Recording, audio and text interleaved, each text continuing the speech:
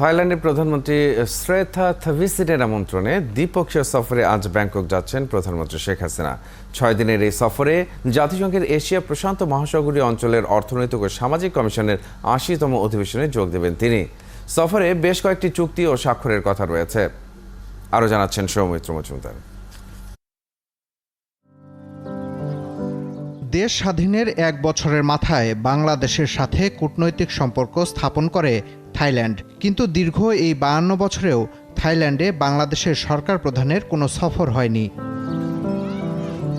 এবার থাই প্রধানমন্ত্রী শ্রেথা থাভিসিনের আমন্ত্রণে প্রথমবার বাংলাদেশের কোনো সরকার প্রধান দেশটি সফর করছেন।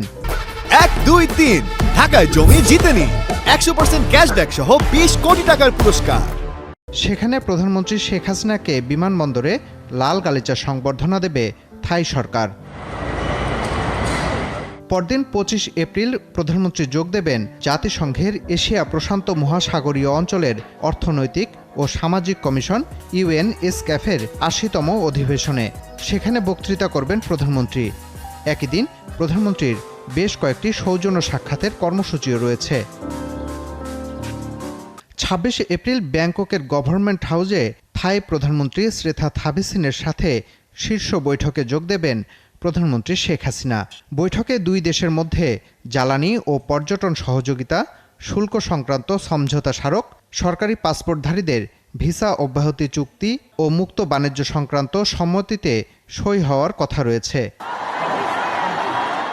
এছাড়াও থাই রাজপ্রাসাদে দেশটির রাজা ভাজিরালঙ্কর্ন ও রানী সুথিদার সাথেও সাক্ষাৎ করবেন প্রধানমন্ত্রী, যেটিকে দুই দেশের সহযোগিতার নতুন দিগন্ত উন্মোচন বলে মনে করা হচ্ছে। এই সফরের মাধ্যমে উভয় দেশের মধ্যে বাণিজ্য সম্প্রসারণ, আমদানি রপ্তানি বৃদ্ধির জন্য মুক্ত বাণিজ্য চুক্তির পর্যালোচনার পাশাপাশি অন্যান্য অভিন্ন স্বার্থ সংশ্লিষ্ট বিষয়, বিশেষত বিনিয়োগ, পর্যটন, জ্বালানি, স্থল এবং সমুদ্র সংযোগ, উন্নয়ন প্রভৃতি খাতে সহযোগিতা বর্ধিতকরণের বিষয়ে বিস্তারিত আলাপ আলোচনা হবে এবং আলাপ আলোচনার আরও সুযোগ তৈরি হবে। চতুর্থ মেয়াদে ক্ষমতায় আসার পর এটি হবে প্রধানমন্ত্রী শেখ হাসিনার প্রথম বিদেশ সফর। সৌমিত্র মজুমদার, ৭১, ঢাকা।